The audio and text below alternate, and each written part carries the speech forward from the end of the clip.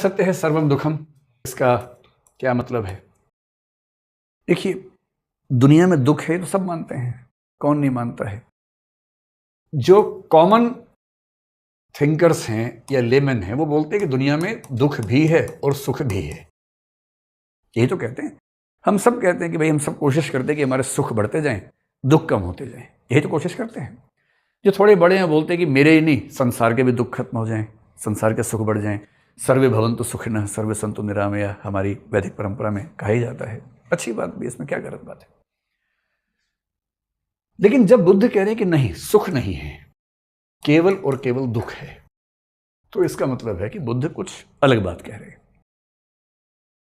अगर आपको पूरे इंडियन ट्रेडिशन की बात समझनी है तो भारतीय परंपरा में, या इसके बात करेंगे, पहले समझते हैं कि बुद्ध क्या कह रहे हैं। बुद्ध कह रहे हैं कि केवल और केवल दुख है, और दुख कहने के पीछे एक तो वो दुख हैं जो हमें दिखते हैं, जिसको बुद्ध की भाषा में जरा मरण कहते हैं। जरा मरण is the name for the combination of all sufferings. इसका बेसिक मतलब क्या है? दुख क्या है? बीमारी है। जब जब हमें कोई बीमारी होती है हमें दुखी हो जाते हैं, वैसे हम बड़ा खुश रहते हैं। फिर अभी आप लोग यंग हैं तो बड़ा अच्छा लगता है, लेकिन कब तक? 10 साल, 20 साल, 30 साल। तो अभी आप जिन पे हंसते हैं, बुढ़ा क्या उन्हें चिढ़ाते हैं, 30 साल में वही आपके साथ भी होने वाला है, सबके साथ ही होना है। फिर बच्चे पत्थर मार के भागेंगे आपको और आप गालियाँ देंगे जोर जोर से, पर क्या होगा उससे? आपको ना सुधरे थे अपने बचपन में जो वो बच्चे सुधर जाएंगे। तो बीमारी है, बुढ़ापा है, और क्या है? गरीबी हो सकती है, किसी व्यक्ति के पास धन की बहुत कमी है। हर चौथे दिन ऐसी खबर सुनते हैं कि पूरे परिवार ने सुसाइड कर लिया क्योंकि बहुत ज़्यादा लोन उनके ऊपर था, नहीं चुका पा रहे थे। तो ये भी तो है ना, अगर आप इतने गरीब हो जाए, इतना फाइनेंशियली स्ट्रेंड हो कि सब चीज़ें खत्म होने लगें, कितना दुख है। ये तो दुख हैं ही सारे। तो किसी ने बुद्ध से पूछा कि बुद्ध ऐसा आप क्यों कहते हैं, बहुत सारे सुख भी तो हैं हमारे जीवन में। तो बुद्ध ने कहा नहीं, जिसको आप सुख कहते हैं दरअसल वो भी दुख ही है। अब ये बुद्ध की थोड़ी सी इनोवेटिव अंडरस्टैंडिंग है। जिसको आप सुख कहते हैं वो भी दुख ही है। क्यों कहते हैं? बुद्ध ने कहा दुख तो सिंपल दुख है, सुख तो लेयर्ड दुख है, मल्टीपल लेयर्स वाला दुख है। क्यों? कोई भी सुख हासिल करने में बहुत सारा दुख झेलना पड़ता है। So when you want to attain a pleasure you have to undergo a lot of sufferings. For example, किसी को IAS बनना है, किसी को प्रोफेसर बनना है। आप में से कुछ लोग शायद यूनिवर्सिटी के प्रोफेसर बनना चाहते होंगे। अब मजाक छोड़ना है, किसी को बड़ा डॉक्टर बनना है। 17 साल की उम्र में 12वीं क्लास करते हैं बेचारे बच्चे।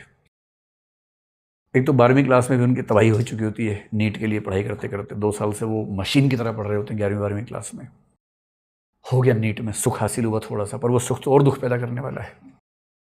अब 5 साल MBBS में उनकी ऐसी की तैसी होने वाली है। वो हो गया तो पता लगता है MBBS को कोई पूछता ही नहीं आजकल। तो MSc MD करना है, उसके लिए फिर एंट्रेंस की तैयारी करनी है, बहुत सीरियस। एंट्रेंस हो गया और सरकारी कॉलेज मिल गया किसी तरह से तो राहत है, नहीं तो प्राइवेट मिला तो और तबाही है। हो गया तो फिर 2-2.5 साल उससे पढ़ना है, बहुत ज़्यादा। फिर बाहर निकले तो पता लगा कि आजकल वैल्यू उनकी है जिनकी PhD भी हो जाती है, डॉक्टरेट किया हो, DM किया हो। फिर 3-4 साल वो रिसर्च करते हैं, PhD करते हैं। ये सब करते करते उम्र 32 साल हो जाती है। 35 में बुद्ध को ज्ञान मिल गया था। ये यहाँ तक आते आते 32 के हो चुके हैं। कोई भी सुख हासिल करना हो, IAS बनना हो, डॉक्टर बनना हो, प्रोफेसर बनना हो। प्रोफेसर बनने का मतलब PhD से कम कौन पूछता है आजकल? आप ग्रेजुएशन करेंगे, फिर PG करेंगे, फिर MPhil करेंगे, PhD करेंगे। कम से कम 12-13 साल का प्रोसेस है, रिगरस प्रोसेस। इतने सारे एग्जाम्स, इतने सारे रिसर्च करने के बाद जाके उसके बाद भी पता लगेगा कि जो इंटरव्यू लेने वाले लोग बैठे हैं उन्होंने पहले फिक्स कर रखा है, तब भी नहीं हो रहा। एक सुख प्राप्त करने के लिए कितने सारे दुखों से गुजरना पड़ता है। उनसे ज़्यादा मौज में कौन है? उसको चाहिए ही नहीं कुछ। एक प्रसिद्ध चुटकुला है कि एक सूट बूट टाई पहने हुए आदमी हाथ में ब्रीफकेस लेके जा रहा था, किसी मल्टीनेशनल में बड़ा मैनेजर था। रास्ते में देखा एक स्वस्थ आदमी सड़क पे ऐसे लेटा हुआ है, एक तकिया या ईंटें नीचे रख के आराम से लेटा हुआ है। इसके मन में बहुत सारा ज्ञान आया देने के लिए कि थोड़ा ज्ञान दे के ही मानूंगा। उसको उठा के बोला, अरे भाई क्यों अपनी जवानी खराब कर रहे हो, क्यों अपना जीवन खराब कर रहे हो? तो उसने बड़ा इस भाव से देखा कि बिना बात के क्यों आ गए हो? फिर बोला, क्या मतलब है तुम्हारा? बड़ा हट्टे कट्टे आदमी हो, कुछ काम वाम कर लो। तो वो उठ गया, उसने कहा अच्छा बताओ काम कर लूँगा तो क्या होगा? बोला काम करोगे 2 पैसे आएंगे, 4 पैसे आएंगे। बोला अच्छा उससे क्या होगा? बोला पक्की नौकरी लग जाएगी तो थोड़ा मतलब स्टेबल हो जाओगे। बोले उससे क्या होगा? अरे उससे तुम घर खरीद सकते हो, किराए पे ले सकते हो, कम से कम यहाँ तो नहीं रहोगे। बोले घर लेने से क्या होगा? वैसे तुम्हारा घर होगा तो शादी वादी भी हो जाएगी, लोग देखेंगे ना कि शादी करने लायक हो या नहीं हो, तो शादी भी हो जाएगी तुम्हारी। बोले अच्छा उससे क्या होगा? बोले फिर बच्चे बच्चे होंगे, उससे क्या होगा? अरे जब तुम ऑफिस से थक के घर आओगे 2 बच्चे भागते हुए आएंगे तुम्हारे पास चलते हुए। बोले उससे क्या होगा?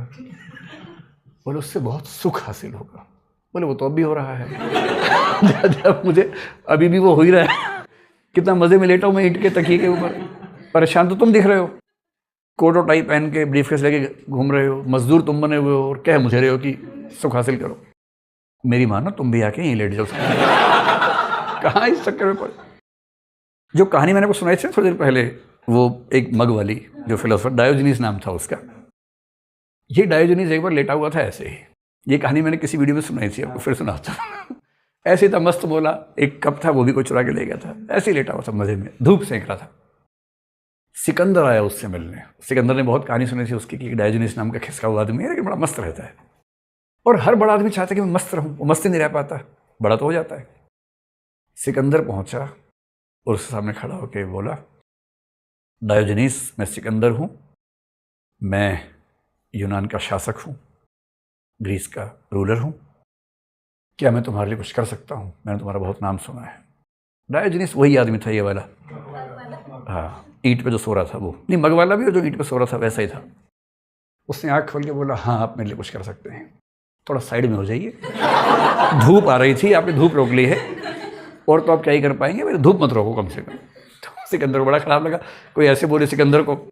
खैर वो साइड में हो गया। फिर उसने बोला देखो मैं तुमसे बहुत प्रभावित हूँ और मैं भी तुम्हारे तरह जीवन जीना चाहता हूँ, मैं भविष्य में तुम जैसा बनूंगा। वो बोला नहीं बन पाओगे, भविष्य में बनोगे तो नहीं बन पाओगे, आज चाहोगे तो बन सकते हो। बोला बस मुझे कुछ देशों को हराना है, कुछ सभ्यताओं को जीत के आऊंगा, फिर मैं आके तुम्हारे जैसा बनूंगा। बोला नहीं छोड़ो सब, लेट जाओ साथ में, अगर करना है तो आज से ही करो, ये क्या कि भविष्य में करूंगा। तो इस तरह के लोग कहते हैं कि जिन सुखों को हासिल करने के प्रयत्न में हम लगे हुए हैं, उनको हासिल करने में भी तो बहुत सफरिंग्स हैं, और मान लीजिए हासिल हो गया तो उनको बनाए रखने की सफरिंग्स हैं। कैसे बनाए रखना है भाई? आप बहुत जिम गए 1 साल तक, रोज सुबह लहूलुहान हुए, जिम जाना आसान काम थोड़ा ना है। सुबह उठना है, फिर अपने बुझे हुए मन को किसी तरह से जगाना है, फिर मतलब बुझे हुए शरीर को धक्का दे दे के जिम तक लेके जाना है, फिर जिम में भागा दौड़ी करनी है, भागना है, और पता नहीं क्या क्या कितना भारी भारी वजन उठाना है। और 1 साल बाद अपोलो देवता जैसे दिखने लग गए आपने। बहुत वही होता है, ग्रीक गॉड दिखने लग गए या रोमन गॉड दिखने लग गए। यही तो पर्पज़ होता है कि मैं रोमन गॉड देखूँ या ग्रीक गॉड देखूँ, यही और क्या पर्पज़ है। और मान लीजिए कि आप 1 साल बाद दिखने लग गए, ऐसे बॉडी बना ली आपने, अब इसको मेंटेन भी तो करना है। जिसकी है ही नहीं वो मस्त है, वो कभी गया ही नहीं, कोई टेंशन ही नहीं है। आप कह रहे हैं कि बॉडी बना लोगे तो आखिरी में 5 साल और एक्स्ट्रा जी पाओगे, और वो क्या बोल रहा है, वो आखिरी के 5 साल होंगे, शुरू वाले नहीं बढ़ेंगे, बुढ़ापे वाले बढ़ेंगे, वो कम ही अच्छे होते हैं, और मैं ऐसे ही ठीक हूँ। अब आपने पहले बनाई बॉडी और उसके बाद अगले 30 साल तक रोज जिम जा रहे हैं मेंटेन करने के लिए, वरना कितने खराब दिखेंगे कि अपोलो देवता, अपोलो टायर निकला, देखिए टायर की हवा निकल गई एकदम।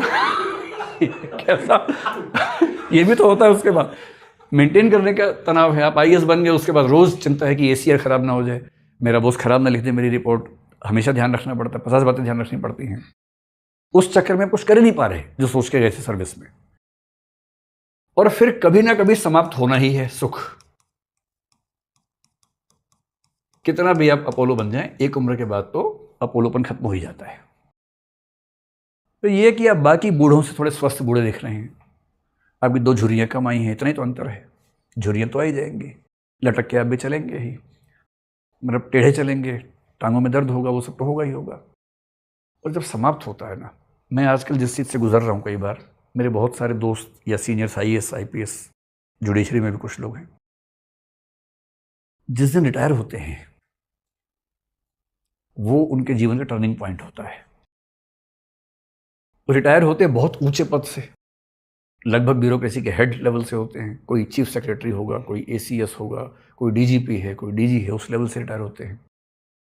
रिटायरमेंट के एक दिन पहले तक उनके पास 50 लोग काम कर रहे हैं, आसपास सलाम ठोक रहे हैं। उनके एक फ़ोन पे कुछ भी हो जाता है, कोई काम ऐसा नहीं है जो ना होगा उनके फ़ोन पे, ऐसी ताकत। रिटायरमेंट के अगले दिन, मतलब आखिरी दिन पार्टी होती है, लोग बड़ा कहते हैं, रोते हैं, अरे सर आपकी जो बात थी, अरे मैडम जो आपकी बात थी वो तो किसी नहीं किसी में, आंसू तक बहा देते हैं लोग उस दिन।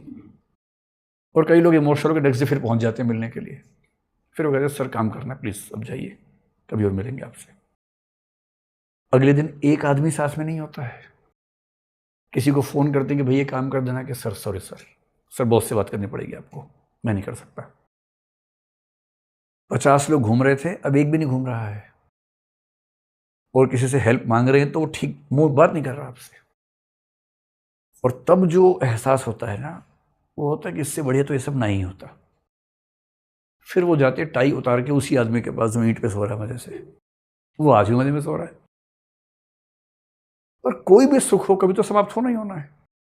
समाप्त होने के बाद झेलना और मुश्किल है अगर सुख की मात्रा बहुत ज्यादा रही हो। और मान लीजिए इसके बाद भी आप कहें नहीं भाई सब चीजें अपनी जगह ठीक है, पर सुख तो सुखी होता है, तो बुद्ध ने एक आखिरी बात कही कि जो सुख होता है वो रिलेटिव होता है, कंपैरेटिव होता है। और जैसे कंपैरेटिव होना एक एलिमेंट हम जोड़ते हैं, हर सुख दुख हो जाता है। अब 2 लोग IAS बने, दोनों बहुत खुश हैं, एक को होम गार्डर मिला, एक को नहीं मिला, अभी दुखी हो गया क्योंकि होम गार्डर नहीं मिला। बाकी दुनिया सोच रही तुम IAS बन गए हो भैया, यहाँ प्रीलिम्स नहीं हो रहा हमारा, तुम IAS बन के भी दुखी हो, पर दुखी है क्योंकि होम गार्डर नहीं मिल रहा है। एक को होम गार्डर मिल गया है, ऐसे 4-5 लोग मसूरी में इकट्ठे हुए होम गार्डर वाले, सारे बहुत खुश हैं।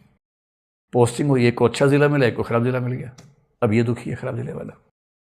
अच्छे जिले वाला इस चीज में तबाही है उसकी बनाए रखना, ट्रांसफर ना हो जाए यहाँ से। रात दिन मुख्यमंत्री खुश करने में लगा हुआ है, खुश करने के चक्कर में खुद को वस्तु बनाता है, ऑब्जेक्ट बनाता है बार बार। जिसको नहीं मिला है वो रात दिन हासिल करने में लगा हुआ है, IAS बन के भी हासिल करने में लगा हुआ है कि जिला अच्छा मिल जाए, पोस्टिंग अच्छी मिल जाए। सब कुछ अच्छा है जिंदगी में, पर किसी और के पास मुझसे ज्यादा क्यों है, या कुछ तो कमी है। एक बहुत प्रसिद्ध गजल के एक शेर की एक पंक्ति है, भरी दुनिया में जी नहीं लगता, जाने किस चीज की कमी है, अभी कुछ तो कमी है। हर चीज हासिल कर ली तब भी लगता है कुछ कमी है। और ये जो कमी का एहसास है ये जनरली इसलिए है कि कंपैरेटिव चीजें इतनी ज्यादा हमारी जिंदगी में हैं कि हम एक समय के बाद दूसरों के सुख से दुखी हो रहे हैं। और इसलिए बुद्ध ने कहा, अगर ध्यान से देखेंगे तो सुख तो दुख की ज्यादा बड़ी वजह है, ये दुख तो 2 कौड़ी के नहीं है इसके सामने, ज्यादा बड़े दुख तो ये वाले हैं। और जब ये समझाया बुद्ध ने अपने शिष्यों को तो फिर उनको रियलाइज हुआ कि हाँ बात है।